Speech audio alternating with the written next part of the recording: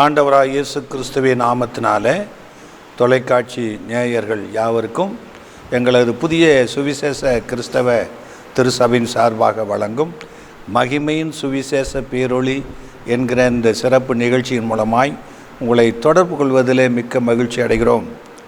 இந்த நாளிலே ஆண்டவராய் இயேசு கிறிஸ்து இந்த பூமியில் நிறைவேற்றின அவருடைய மேலான தன்மைகளை குறித்து நாம் இந்த கடந்த வாரங்களிலே சிந்தித்து வருகிறோம். இன்றைக்கு இயேசு கிறிஸ்து மகா தீர்க்கதரிசியானவர் நமக்குள் தோன்றியிருக்கிறார் என்கிற தலைப்பில் உங்கள் மத்தியில் இந்த செய்தியை பகிர்ந்து கொள்ள விரும்புகிறேன். லூக்கா 7:16. எல்லாரும் பயமடைந்து மகா தீர்க்கதரிசியானவர் நமக்குள்ளே தோன்றியிருக்கிறார் என்றும் தேவன் தமது ஜனங்களை சந்தித்தார் என்று சொல்லி தேவனை மகிமைப்படுத்தினார்கள். மகா தீர்க்கதரிசியானவர் நமக்குள்ளே தோன்றியிருக்கிறார் என்று தேவனை மகிமைப்படுத்தினார்கள். அன்பு தேவனுடைய பிள்ளைகளே, ஆண்டவராய் இயேசு கிறிஸ்து இந்த பூமியில் வந்தபோது அவரை குறித்து அநேக தீர்க்க தரிசனங்கள் சொல்லப்பட்டது. அதை ஆண்டவராய் இயேசு கிறிஸ்து தம்முடைய வாழ்க்கையில் நிறைவேற்றினார். ஆமோஸ் 3:7. கர்த்தராகிய ஆண்டவர் தீர்க்கதரிசிகளாகிய தம்முடைய ஊழியக்காரருக்கு தமது இரகசியத்தை வெளிப்படுத்தாமல் ஒரு காரியத்தையும் செய்யார். ஆதி முதலாக தீர்க்கதரிசிகளுக்கு தேவன் வெளிப்படுத்தாமல் ஒரு காரியத்தையும் செய்ததில்லை. ஆகவே ஆண்டவராய் இயேசு கிறிஸ்துவை இந்த பூமிக்கு அனுப்பி அவர் செய்ய வேண்டிய எல்லா விதமான செயல்களையும் தீர்க்கதரிசிகள் மூலமாய் தேவன் வெளிப்படுத்தி இருக்கிறார். இந்த தீர்க்க தரிசனமானது 2 பேதுரு 1:20-21 நாம் வாசிக்கலாம். வேதத்தில் உள்ள எந்த தீர்க்க தரிசனமும் சுய தோற்றமான பொருளை உடையதாயிராதென்று நீங்கள் முந்தி அறிய வேண்டியது. தீர்க்க தரிசனமானது ஒரு காலத்திலும் மனுஷருடைய சித்தத்தினாலே உண்டாகவில்லை.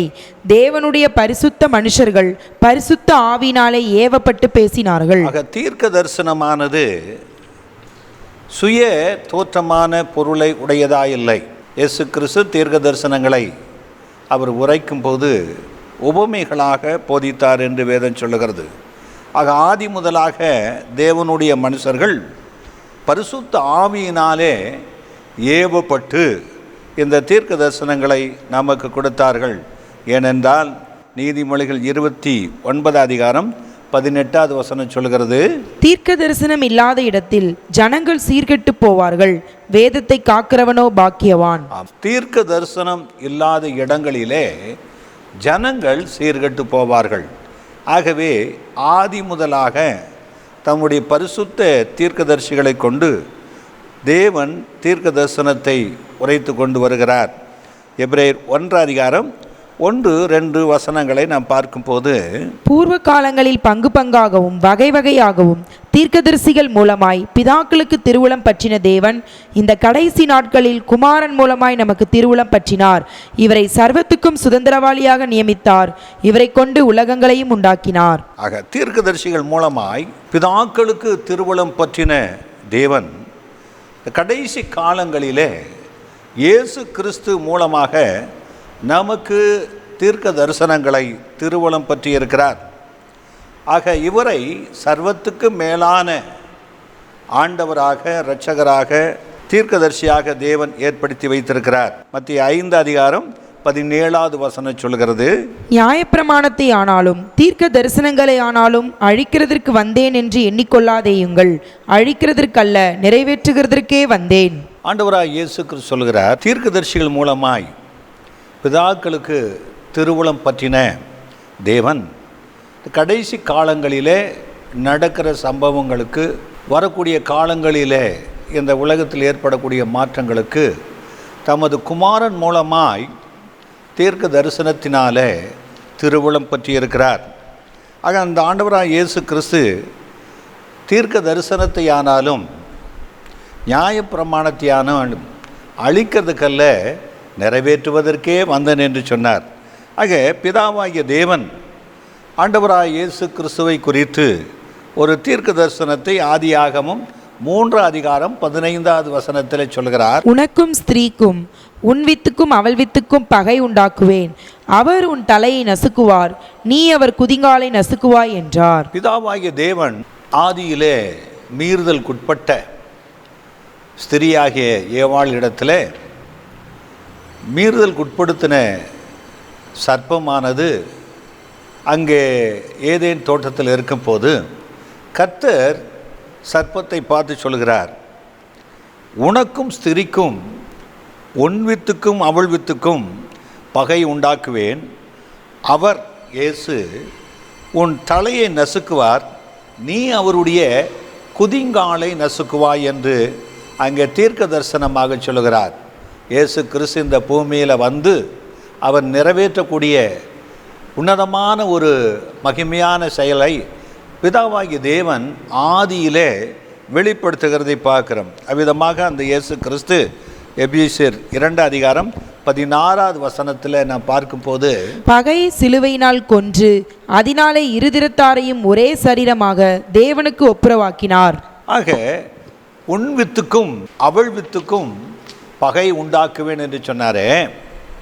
ஆக பகை எங்கே உண்டானது? ஆதியிலே தேவன் சிருஷ்டித்த இந்த உன்னதமான தேவனுடைய மனுஷர்களை மீறுதலுக்கு உட்படுத்தின சாத்தான், அங்கே தேவன் சாத்தானுடைய தலையை, சர்ப்பத்தினுடைய தலையை நசுக்குவதற்காக அங்கே ஒரு தீர்க்க தரிசனத்தை உரைக்கிறதை பார்க்குறோம். ஆக சர்ப்பத்தின் தலையை இயேசு கிறிஸ்து சிலுவையிலே நசுக்குவார் என்றும், இந்த சர்ப்பமானது அவருடைய அடிச்சுவடுகளாகிய உபதேசத்தை, தேவனுடைய வார்த்தைகளை நசுக்கும் என்பதை குறித்து இங்கே சொல்லப்பட்டிருக்குது. ஆனால் ஆண்டவராய் இயேசு கிறிஸ்து இந்த பூமியில் வந்தபோது அவர் சிலுவையிலே பகையாகி இருக்கிற சாத்தானுடைய செயல்களை, சர்ப்பத்தின் வல்லமைகளை நசுக்கி கொன்று சிலுவையிலே வெற்றி சிறந்தார் என்று வேதம் சொல்கிறது. கொலோசியர் 2 அதிகாரம் 14-15 வசனங்கள். நமக்கு எதிரிடையாகவும் கட்டளைகளால் நமக்கு விரோதமாக இருந்த கையெழுத்தை குலைத்து அதை நடுவில் இராதபடிக்கு எடுத்து சிலுவையின் மேல் ஆணியடித்து துரைத்தனங்களையும் அதிகாரங்களையும் உரிந்து கொண்டு வெளியரங்கமான கோலமாக்கி அவைகளின் மேல் சிலுவையிலே வெற்றி சிறந்தார். ஆக ஆண்டவராய் இயேசு கிறிஸ்து வருகிற வரைக்கும் துரைத்தனங்கள், அதிகாரங்களை எல்லாம் தனக்குள்ளாக அபகரித்து கொண்ட சாத்தானுடைய சர்ப்பத்தின் தலையை கிறிஸ்து இயேசு சிலுவையிலே நசுக்கி அவனுடைய செயலை அழித்து, அவனுடைய கிரிகளை அழித்து சிலுவையிலே வெற்றி சிறந்தார் என்று வேதம் சொல்லுகிறது. முதல் தீர்க்க தரிசனத்தை கிறிஸ்து சிலுவையிலே நிறைவேற்றினார். அதுக்கு பின்பதாக ஏனோக்கை பார்க்கும்போது 7ஆம் தலைமுறையாக ஏனோக்கு ஆண்டவராய் இயேசு கிறிஸ்து இந்த பூமிக்கு 2ஆம் முறை வருவதை குறித்து தீர்க்க தரிசனமாக சொல்லியிருக்கிறார். யூதா 15வது வசனம், தமக்கு விரோதமாய் அவபக்தியுள்ள பாவிகள் பேசின கடின வார்த்தைகள் எல்லாவற்றின் நிமித்தமும் அவர்களை கண்டிக்கிறதற்கும் 1000 தமது பரிசுத்தவான்களோடு கூட கர்த்தர் வருகிறார் என்று முன்னறிவித்தான். ஆமாம், ஏனோக்கு இந்த 2வது முறையாக இயேசு கிறிஸ்து 1000 பரிசுத்தவான்களோடு இந்த பூமிக்கு வருவதை குறித்து அவன் தீர்க்க தரிசனமாக உரைத்ததை பார்க்கிறோம். உபாகமம் 18 அதிகாரம் 18-19 வசனங்களிலே மோசையினுடைய தீர்க்க தரிசனத்தை குறித்து பார்க்கிறோம். உன்னை போல் ஒரு தீர்க்கதரிசியை நான் அவர்களுக்காக அவர்கள் சகோதரிலிருந்து எழும்ப பண்ணி என் வார்த்தைகளை அவர் வாயில் அருளுவேன். நான் அவருக்கு கற்பிப்பதையெல்லாம் அவர்களுக்கு சொல்லுவார்.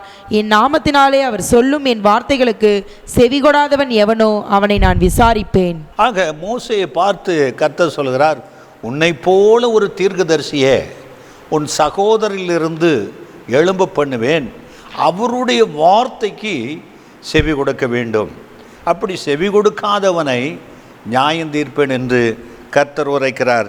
அந்த தீர்க்கதரிசி தான் மகா தீர்க்கதரிசியானவராக நமக்குள்ளே தோன்றியிருக்கிற இயேசு கிறிஸ்து. அப்போஸ்தலர் 3 அதிகாரம் 21, 22, 23 4 வசனங்களை பார்க்கலாம். உலக தோற்றம் முதல் தேவன் தம்முடைய பரிசுத்த தீர்க்கதரிசிகள் எல்லாருடைய வாக்கினாலும் உரைத்தவைகள் எல்லாம் நிறைவேறி தீரும் காலங்கள் வருமளவும் பரலோகம் அவரை ஏற்றுக்கொள்ள வேண்டும். மோசே பிதாக்களை நோக்கி, உங்கள் தேவனாகி கர்த்தர் என்னைப் போல ஒரு தீர்க்கதரிசியை உங்களுக்காக உங்கள் சகோதரிலிருந்து எழும்ப பண்ணுவார். அவர் உங்களுக்கு சொல்லும் எல்லாவற்றிலும் அவருக்கு செவி கொடுப்பீர்களாக. அந்த தீர்க்கதரிசியின் சொற்கேளாதவன் எவனோ அவன் ஜனத்தில் இராதபடிக்கு நிர்மூலமாக்கப்படுவான் என்றார்.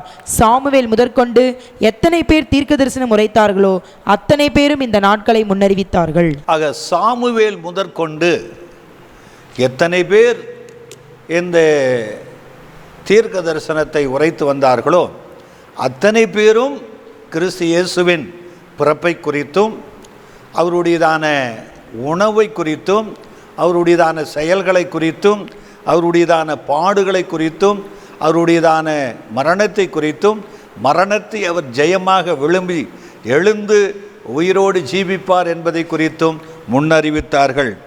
ஆபிரகாமுக்குள்ளே உன் சந்ததிக்குள்ளே இந்த பூமியில் இருக்கிற வம்சங்கள் ஆசீர்வதிக்கப்படும் என்று தீர்க்க தரிசனம் சொன்னார். அந்த சந்ததி கிறிஸ்து இயேசுவே. அதே விதமாய் மற்ற ஏசாயா தீர்க்கதரிசி அவருடைய பிறப்பை குறித்து சொன்ன வார்த்தைகள் நிறைவேற்றப்பட்டது. அதோடு மாத்திராதபடி ஏசாயா 53ஆம் அதிகாரத்தில் கிறிஸ்து இயேசு நிறைவேற்றுகிற பாடுகளை குறித்து சொல்லப்பட்டதெல்லாம் இயேசு கிறிஸ்து நிறைவேற்றினார். அதோடு மாத்திராதபடி அவர் இந்த பூமியில் வந்து எதையெல்லாம் செய்வார் என்று 61ஆம் அதிகாரத்தில் சொல்லப்பட்ட தீர்க்க தரிசனத்தை இயேசு கிறிஸ்து நிறைவேற்றினார். அதோடு மாத்திராதபடி சங்கீதக்காரனாகிய தாவீதும் குமாரனாய் இயேசு கிறிஸ்துவை ஜனிப்பிப்பார் என்று சொல்லப்பட்ட வார்த்தைகளையும் சங்கீதம் 22ஆம் அதிகாரத்தில் கிறிஸ்து இயேசு நிறைவேற்றக்கூடிய பாடுகளை குறித்தும் அவன் சொல்லியிருக்கிறான். இப்படியே தானியேல் தீர்க்க தரிசனம் உரைத்த போது வரக்கூடிய மேசியாவை குறித்து அவர் எருசலேமிலே சங்கரிக்கப்படுவதை குறித்து தீர்க்க தரிசனமாக உரைத்திருக்கிறார். இவ்விதமாக தீர்க்கதரிசிகள் எல்லாம் கிறிஸ்து இயேசுவை குறித்து சொல்லப்பட்ட தீர்க்க தரிசனம் கிறிஸ்துவுக்குள்ளே நிறைவேற்றப்பட்டது. அப்போஸ்தலர் 3ஆம் அதிகாரம் 26வது வசனம். அவர் உங்கள் எல்லாரையும் உங்கள் பொல்லாங்குகளிலிருந்து விலக்கி உங்களை ஆசீர்வதிக்கும்படி தேவன் தம்முடைய பிள்ளையாகி இயேசுவை எழுப்பி முதலாவது உங்களிடத்திற்கே அவரை அனுப்பினார் என்றான். ஆக அவருடைய பிள்ளையாகிய இயேசுவை எழுப்பி நாம் எல்லாரும் நம்முடைய பொல்லாங்கிலிருந்து விடுதலையாகி அவராலே ரட்சிக்கப்பட வேண்டும் என்பதற்காகத்தான் அவரை பிதாவாகிய தேவன் இந்த பூமிக்கு அனுப்பினார். லூக்கா 24ஆம் அதிகாரம் 19வது வசனம். அவர் எவைகள் என்றார். அதற்கு அவர்கள் நசரேயனாகிய இயேசுவை குறித்தவைகளே. அவர் தேவனுக்கு முன்பாகவும் ஜனங்கள் எல்லாருக்கும் முன்பாகவும் செய்கையிலும் வாக்கிலும் வல்லமையுள்ள தீர்க்கதரிசியாயிருந்தார். ஆக இயேசு கிறிஸ்து இந்த பூமியில் வந்தபோது அவர் வாக்கிலும் வல்லமையான செயல்களிலும் வல்லமையான அவர் தீர்க்கதரிசியாக இருந்தார் என்று அவரை குறித்து சொல்லப்பட்டிருக்கிறது. ஆகவே அன்பு தேவனுடைய பிள்ளைகளே, இந்த தீர்க்கதரிசியானவர் பூமியிலே நிறைவேற்றக்கூடிய பாடுகளை குறித்து மீண்டும் அந்த லூக்கா 24:44வது வசனம் சொல்கிறது. அவர்களை நோக்கி, மோசேயின் நியாயப்பிரமாணத்திலும் தீர்க்கதரிசிகளின் ஆகமங்களிலும் சங்கீதங்களிலும் என்னை குறித்து எழுதியிருக்கிறவைகள் எல்லாம் நிறைவேற வேண்டியதென்று நான் உங்களோடு இருந்த பொழுது உங்களுக்கு சொல்லி கொண்டு வந்த விசேஷங்கள் இவைகளே என்றார். ஆக இயேசு கிறிஸ்து எம்மாவூருக்கு போன சீசர்கள் மத்தியிலே அவர் கடந்து போய் கொண்டிருக்கிற போது சங்கீதங்களினாலும் தீர்க்கதரிசிகளினாலும் சொல்லப்பட்டவைகளெல்லாம் நிறைவேறும்படியாக இவைகளெல்லாம் நடந்து கொண்டிருக்கிறது என்று சொல்லி அவர்களுக்கு வேத வசனங்களை வியாக்கியானம் பண்ணி கொடுத்தார். நான் உங்களோடு இருந்தபோது அவைகளை சொன்னேன் என்று அவர்களை சொன்னார். லூக்கா 1ஆம் அதிகாரம் 73, 74, 75 வசனங்கள். ஆதி முதற் கொண்டிருந்த தம்முடைய பரிசுத்த தீர்க்கதரிசிகளின் வாக்கினால் தாம் சொன்னபடியே தமது ஜனத்தை சந்தித்து மீட்டுக்கொண்டு நம்முடைய சத்துருக்களின் என்றும் நம்மை பகைக்கிற யாவருடைய கைகளின் என்றும் நம்மை ரட்சிக்கும்படிக்கு தம்முடைய தாசனாகிய தாவீதின் வம்சத்திலே நமக்கு இரட்சண்ய கொம்பை ஏற்படுத்தினார். ஆக சகரியா தீர்க்க தரிசனமாக இயேசு கிறிஸ்துவை குறித்து சொல்றாரு. ஆதி முதற்கொண்டு தீர்க்கதரிசிகளுடைய வாக்கில் சொல்லப்பட்டபடியே பரிசுத்த ஜனங்களை தமக்கு ஏற்படுத்தி கொள்ளும்படியாக ஆண்டவராக இயேசு கிறிஸ்து தமது ஜனத்தை சந்திக்க வந்திருக்கிறார் என்று அவருடைய பிறப்பை குறித்து அவன் சொல்லுவதை பார்க்கிறோம். ஆக அவர் பிறந்து வந்த போது அவரை குறித்து சகரியா சொன்ன அந்த உன்னதமான தீர்க்க தரிசனத்தை இயேசு கிறிஸ்து நிறைவேற்றி கொண்டிருக்கிறார். ஆக இயேசு கிறிஸ்து இந்த பூமியில் அவர் நடந்து கொண்டிருக்கிற போது அவரை பார்த்து சொன்னார்கள். மத்தேயு 21:10-11 அவர் எருசலேமுக்குள் பிரவேசிக்கையில் நகரத்தார் யாவரும் ஆச்சரியப்பட்டு இவர் யார் என்று விசாரித்தார்கள்.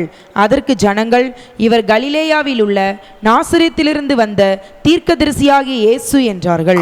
இயேசு கிறிஸ்து ஒலிவ மலையிலிருந்து அவர் எருசலேமுக்கு பவனியாக வரும்போது அவரை பார்க்கிற ஜனங்கள் சொன்னாங்க, இவர் யார் என்று ஆச்சரியப்பட்டார்கள். அநேகர் சொல்றாங்க, இவர் நாசரேத்திலிருந்து வந்த தீர்க்கதரிசியாகிய இயேசு. ஒரு தீர்க்கதரிசியினுடைய வேலை என்னவென்றால், ஆக வரக்கூடிய காலங்களிலே தேவன் வெளிப்படுத்தப்பட்ட வார்த்தைகளை ஜனங்களுக்கு அறிவித்து அவர்களை எச்சரிப்பை செய்வது, அவர்களை சீர்பொருந்த செய்வது, அவர்கள் தேவனிடத்தில் திரும்பும்படியாய் செய்வது, தேவனுக்கும் மனுஷனுக்குள்ள நல்ல உறவை ஏற்படுத்தி அவர்களை தேவ ராஜ்யத்துக்கு ஆயத்தப்படுத்துவதுதான் ஒரு தீர்க்கதரிசியினுடையதான வேலையாக இருக்கிறது. அப்படிப்பட்ட தீர்க்க தரிசனத்தை இயேசு கிறிஸ்து சொன்னதுனால இவர் மகா தீர்க்கதரிசியானவராய் நம்மத்திலே தோன்றி இருக்கிறார். கலிலேயாவிலிருந்து வந்த தீர்க்கதரிசியாகிய இயேசு அவரே. இவரை குறித்து ஏசாயா என்ன சொல்லுகிறார் என்றால் 61:1-3 கர்த்தராகிய தேவனுடைய ஆவியானவர் என்மேல் இருக்கிறார். சிறுமைப்பட்டவர்களுக்கு சுவிசேஷத்தை அறிவிக்க கர்த்தர் என்னை அபிஷேகம் பண்ணினார். இருதயம் நொறுங்குண்டவர்களுக்கு காயம் கட்டுதலையும், சிறைப்பட்டவர்களுக்கு விடுதலையும், கட்டுண்டவர்களுக்கு கட்ட அவிழ்த்தலை கூறவும், கர்த்தருடைய அனுக்கிரக வருஷத்தையும் நம்முடைய தேவன் நீதியை சரிக்கட்டும் நாளையும் கூறவும், துயரப்பட்ட அனைவருக்கும் ஆறுதல் செய்யவும், சீயோனிலே துயரப்பட்டவர்களை சீர்படுத்தவும், அவர்களுக்கு சாம்பலுக்கு பதிலாக சிங்காரத்தையும், துயரத்துக்கு பதிலாக ஆனந்த தைலத்தையும், ஒடுங்கின ஆவிக்கு பதிலாக துதியின் உடையை கொடுக்கவும் அவர் என்னை அனுப்பினார். பிதாவாகிய தேவன் இந்த மகா தீர்க்கதரிசியானவரை எதற்கு அனுப்பினார் என்றால், கர்த்தருடைய ஆவியானவர் அவர் மேல் வந்து இறங்கினார். சிறுமைப்பட்டவர்களுக்கு சுவிசேஷத்தை அறிவிக்கவும், இருதயம் நொறுங்குண்டு வாழ்ந்து கொண்டிருக்கிற மக்கள் இன்னைக்கு அநேகர் இருதயத்தில் நொறுங்குண்டு கிடக்கிறாங்க. பலவிதமான பிரச்சனைகளினாலே, பலவிதமான நோயினாலே, பலவிதமான நஷ்டங்களினாலே, கஷ்டங்களினாலே நொறுங்கி போய் கிடக்கிறார்கள். அவர்களுக்கு அவர் காயம் கட்டி அவர்களை மீட்டெடுத்து அவர்களை ஆசீர்வதிக்கும்படி கர்த்தராகிய தேவன் குமாரனா இயேசு கிறிஸ்துவை மகா தீர்க்கதரிசியாக அபிஷேகம் பண்ணி அனுப்பியிருக்கிறார். சிறைப்படுத்தப்பட்டவர்கள் அநேகர் இருக்கிறாங்க. பிசாசினாலே, பலவிதமான சூனிய மந்திரங்களினாலே சிறைப்பட்டு கிடக்கிறார்கள். சில குடும்பங்கள் பாரம்பரியமான சாபங்களினாலே சிறைப்பட்டு கிடக்கிறார்கள். இப்படிப்பட்டதான மக்களை காயம் கட்டவும், விடுதலையாக்கவும், கட்டுண்டு கிடக்கிறவர்கள் நிறைய பேர் இருக்கிறாங்க. ஆக தெக்கப்போலி நாட்டுக்கு போன போது அங்கே கல்லறையிலே குடியிருந்த ஒரு பயங்கரமான லேகியோன் பிடிச்ச ஒரு மனுஷனை அவன் கட்ட விழ்த்து அவனை விடுதலையாக்கி சுவிசேஷத்தை சொல்லும்படி வைத்தார். அப்படிப்பட்டதான அநேகர் இன்றைக்கு பலவிதமான பொல்லாத ஆவிகளினாலே கட்டப்பட்டிருக்கிறார்கள். அப்படிப்பட்டவர்களை விடுதலையாக்கவும் கர்த்தர் இந்த பூமியிலே இதுவரைக்கும் பாவம், சாபம், மரணத்துக்குள்ளே அடிமைப்பட்ட மக்கள் இன்றைக்கு பரலோக ராஜ்யத்துக்குள்ளே வருவதற்குரிய ஒரு வழியை தேவன் திறந்தார் என்று அனுக்கிரக வருஷத்தை தேவன் கூறவும், துயரப்பட்ட அனைவருக்கும் ஆறுதல் செய்யவும் கர்த்தர் இந்த பூமியிலே ஆண்டவராய் இயேசு கிறிஸ்துவை அபிஷேகம் பண்ணி அவர் அனுப்பினாலே இப்படிப்பட்டவர்கள் விடுதலையாக்கக்கூடிய மகா பெரிய தீர்க்கதரிசியாக மரித்து போன நாயினூர் விதவையின் மகனை எழுப்பின போதுதான் அங்கே இருக்கிற ஜனங்கள் சொல்கிறாங்க, ஒரு மகா பெரிய தீர்க்கதரிசியானவர் நம்மற்றிலே தோண்டி இருக்கிறார். இப்படிப்பட்ட அற்புதங்களை இயேசு இந்த பூமியில் வந்தபோது அவரை குறித்து சொல்லப்பட்ட தீர்க்க தரிசனங்களை நிறைவேற்றி கொடுத்தார் என்று வேதம் சொல்லுகிறது. மத்தேயு 16:21.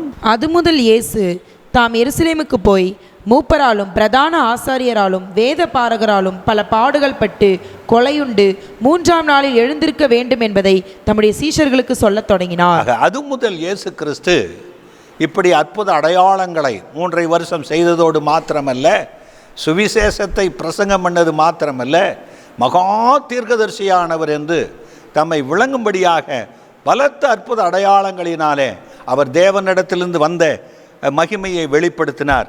அதோடு மாற்றலாதபடி அவர் உரைத்த தீர்க்க தரிசனம் என்னவென்றால், அவர் எருசலேமுக்கு போகும்போது வேத பாரகராலும் பிரதான ஆசாரியராலும் அங்கே இருக்கிற அதிபதிகளினாலும் அவர்களை பிடித்து கொலை செய்து சிலுவையில் அறைந்து அவர் மரணத்துக்கு ஒப்பு கொடுப்பார்கள் என்பதை குறித்து அவர் அநேக முறை தன்னுடைய சீசர்களுக்கு அதை அறிவித்து வந்தார். மத்திய 26:56 ஆகிலும் தீர்க்கதரிசிகள் எழுதியிருக்கிற வசனங்கள் நிறைவேறும்படி இவைகளெல்லாம் சம்பவிக்கிறது என்றார். ஆக தீர்க்கதரிசிகள் ஆதி முதலாக கிறிஸ்துவை குறித்து எழுதியிருக்கிற இந்த சம்பவங்கள், குறிப்பாக ஏசாயா 53 கிறிஸ்துவின் பாடுகளை குறித்து எழுதியிருக்கிறாரே, அவைகளெல்லாம் இயேசு தன்னுடைய சரீரத்தில் சிலுவையில் நிறைவேற்ற வேண்டும் என்பது எழுதப்பட்டதை நிறைவேற்றி கொண்டிருக்கிறார். லூக்கா 13:33-35 வாசிக்கலாம்.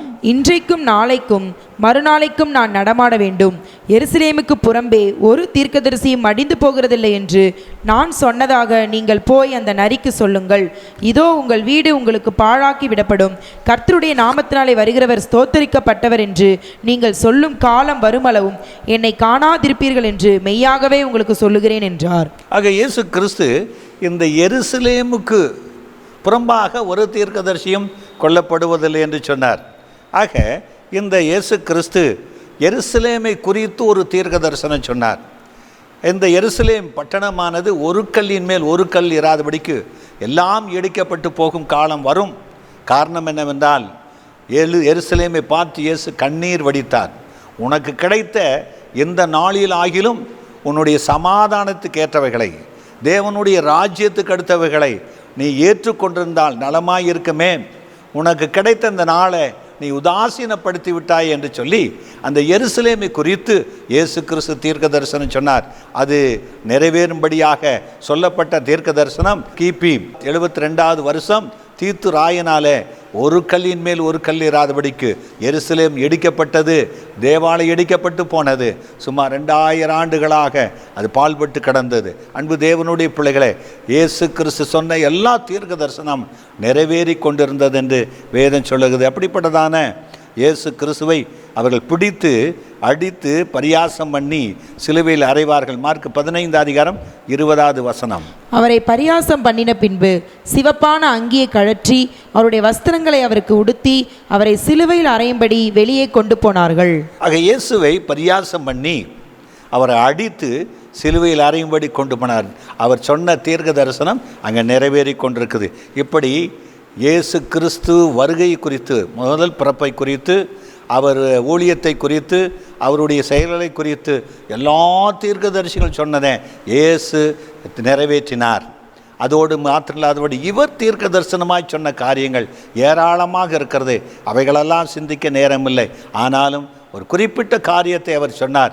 எருசலேமுக்கு போகிறோம், அங்கே பிரதான ஆசாரியரால் வேதபாரரால் சிலுவையில் அறையப்படுவோம் என்று 3ஆம் நாள் மரித்து உயிரோடு எழுந்திருப்பேன் என்று அவர் சொன்ன தீர்க்க தரிசனத்தை இயேசு அங்கே நிறைவேற்றினார் என்று பார்க்கிறோம். ஆனால் ஆக இயேசு கிறிஸ்து அதுக்கு அடுத்ததாக உயிர்த்தெழுந்து பரலோகத்துக்கு போன பின்பு மீண்டும் வருவேன் என்று சொன்னார். மத்திய 24:3 நாம் வேகமாக வாசிக்கலாம். பின்பு அவர் ஒலிவ மலையின் மேல் உட்கார்ந்திருக்கையில் சீஷர்கள் அவரிடத்தில் தனித்து வந்து, இவைகள் எப்பொழுது சம்பவிக்கும்? உம்முடைய வருகைக்கும் உலகத்தின் முடிவுக்கும் அடையாளம் என்ன? எங்களுக்கு சொல்ல வேண்டும் என்றார்கள். ஆக தனித்து இயேசு கிறிஸ்து அங்கே இருக்கும்போது ஒலிவ மலையில் அவர்கள் எருசலேம் பட்டணத்தை காட்டி பேசிக்கொண்டிருக்கும்போது, உமது வருகைக்கும் உலகத்தின் முடிவுக்கும் அடையாளம் என்ன என்று இயேசுவினிடத்திலே கேட்கிறார்கள். நீங்கள் இந்த வேத பகுதியை தொடர்ந்து வாசிப்பீர்களானால் இந்த கடைசி காலத்தில் யுத்தங்களின் செய்திகள், பல இடங்களில் பூமி அதிர்ச்சி, நோவா காலத்தில் நடந்தது போல மனுஷகுமாரன் காலத்தில் நடக்கும் என்று சொன்னார். பயங்கரமான கொள்ளை நோய்கள் உண்டாகும். ஜனத்துக்கு விரோதமாக ஜனம், ராஜ்யத்துக்கு விரோதமாக ராஜ்யம், பஞ்சங்களும் கொள்ளை நோய்களும் பூமி அதிர்ச்சிகளும் பல இடங்களில் உண்டாகும். அந்த கடைசி காலத்தில் மனுஷர் தற்பிரியராக, பணக்கிற்பிரியராக, வீம்புக்காரராக, அகந்தையுள்ளவர்களாக தேவனற்று வாழக்கூடிய ஒரு வாழ்க்கையில் இருக்கும் என்பதை குறித்து அவர் சொல்லப்பட்ட எல்லாவற்றையும் இந்த கடைசி நாட்களில் நிறைவேறி கொண்டிருக்கிறதை நாம் பார்க்குறோம். ஆக மீண்டும் ஆண்டவராக இயேசு கிறிஸ்து பூமிக்கு வரும்படியாக அவர் விரும்புகிறார். அவர் அமைத்து விட்டு போன ஒரு சபை இருக்கிறது. இயேசு கிறிஸ்து தன்னுடைய சுய இரத்தத்திலே சம்பாதித்த சபையானது அது சீர்பொருந்துவதற்காக சிலரை அப்போஸ்தலராக போதகராக ஏற்படுத்தினார். எபேசியர் 4:11, 12, 13 வசனங்கள். மேலும் நாம் அனைவரும் தேவனுடைய குமாரனை பற்றும் விசுவாசத்திலும் அறிவிலும் ஒருமைப்பட்டவர்களாகி கிறிஸ்துவினுடைய நிறைவான வளர்ச்சியின் அளவுக்கு தக்கதாக பூரண புருஷராகும் வரைக்கும் பரிசுத்தவான்கள் சீர்பொருந்து பொருட்டு சுவிசேஷ ஊழியத்தின் வேலைக்காகவும் கிறிஸ்துவின் சரீரமாகிய சபையானது பக்தி விருத்தி அடைவதற்கு ஏதுவாகவும் அவர் சிலரை அப்போஸ்தலராகவும் சிலரை தீர்க்கதரிசிகளாகவும் சிலரை சுவிசேஷகராகவும் சிலரை மேய்ப்பராகவும் போதகராகவும் ஏற்படுத்தினார். அவர் ஏற்படுத்தப்பட்ட அந்த சபையானது பரிசுத்தவான்கள் சீர் பொருந்த வேண்டும், சபை பக்தி விருத்தி அடைய வேண்டும், சபையானது கிறிஸ்துவுக்கு முன்பதாக உத்தம மகிமைக்குரிய சபையாய் மாற்றப்படுவதற்கு அவர் தீர்க்கதரிசிகளை ஏற்படுத்தியிருக்கிறார். ஏனென்றால் தீர்க்க தரிசனம் இல்லாத இடத்துல ஜனங்கள் சீர்கெட்டு போவார்கள் என்று நீதிமொழிகள் சொல்லப்பட்டிருக்குது. ஆகவே கடைசி நாட்களிலே அப்போது 2:17, 18 கடைசி நாட்களில் நான் மாம்சமான யாவர் மேலும் என் ஆவியை ஊற்றுவேன். அப்பொழுது உங்கள் குமாரரும் உங்கள் குமாரத்திகளும் தீர்க்க தரிசனம் சொல்லுவார்கள். உங்கள் வாலிபர் தரிசனங்களை அடைவார்கள். உங்கள் மூப்பர் சொப்பனங்களை காண்பார்கள். என்னுடைய ஊழியக்காரர் மேலும் என்னுடைய ஊழியக்காரிகள் மேலும் அந்நாட்களில் என் ஆவியை ஊற்றுவேன். அப்பொழுது அவர்கள் தீர்க்க தரிசனம் சொல்லுவார்கள். அந்த கடைசி நாட்களிலே சபையானது கிறிஸ்துவின் வருகைக்கு ஆயத்தப்படுவதற்கு, எடுத்துக்கொள்ளப்படுவதற்கு, மகிமையான ராஜ்யத்தை சுதந்தரித்துக் கொள்வதற்கு அவர் போன பின்பு பரிசுத்த ஆவியானவராலே தீர்க்கதரிசிகளை ஏற்படுத்தி வைத்திருக்கிறார். அது எதற்கென்றால் மாம்சமான யாவர் மேலும் எனது ஆவியை ஊற்றுவேன். உங்கள் குமாரரும் குமாரத்திகளும் தீர்க்க தரிசனம் சொல்வார்கள், மூப்பர்கள் சொப்பனங்களை அடைவார்கள் என்று கடைசி நாட்களில் ஒரு பெரிய சந்ததியை தீர்க்க தரிசன சந்ததியாக ஏற்படுத்தியிருக்கிறார். இந்த தீர்க்க தரிசனத்தில் ஏராளமான குழப்பங்களை உண்டாக்குற கடைசி காலத்தில் இருக்கிறார்கள். ஆகிலும் தேவனுடைய வார்த்தையை கொண்டு அவைகளை அறிந்து கொள்ளலாம். 1 கொரிந்தியர் 14:3 தீர்க்க தரிசனம் சொல்லுகிறவனோ மனுஷருக்கு பக்தி விருத்தியையும் புத்தியையும் ஆறுதலும் உண்டாக்கத்தக்கதாக பேசுகிறான். ஆக தீர்க்க தரிசனமானது அது எப்படிப்பட்ட ஒரு அபிஷேகம் என்றால், ஆக மனுஷனுக்கு புத்தியையும் பக்தியையும் ஆறுதல் உண்டாக பேச வேண்டும். ஆக இன்றைக்கு அநேக தீர்க்க தரிசனங்கள் மனுஷனை பிரியப்படுத்தும்படியாக பேசி கர்த்தர் சொன்னார் என்று சொல்லாததை தன் இருதயத்தில் எரேமியா சொன்னபடி யூகித்த வார்த்தைகளை சொல்லி இன்றைக்கு சபைகளை மோசம் போக்குறார்கள், விசுவாச மக்களை மோசம் போக்குறார்கள், பல விதத்தில் இம்மைக்குரிய காரியத்தில் அடிமைப்படுத்தி தேவனற்றவர்களாய் வாழ வைக்கிறார்கள். அப்படிப்பட்டதான காரியம் நடக்கக்கூடாதபடிக்கு இயேசு கிறிஸ்து வசனங்களை தெளிவாய் கொடுத்திருக்கிறார். 1 கொரிந்தியர் 14:32 தீர்க்கதரிசிகளுடைய ஆவிகள் தீர்க்கதரிசிகளுக்கு அடங்கி இருக்கிறதே. தீர்க்க தரிசனத்தின் ஆவி ஒரு மனுஷனுடைய தீர்க்கதரிசியாக அவனுக்கு அடங்கி இருக்கும், அடங்காமல் சொல்லாது. ஆகவே அடக்கமுள்ள ஒரு அபிஷேகத்தை தேவன் என்ன செய்திருக்கார், வைத்திருக்கிறார்.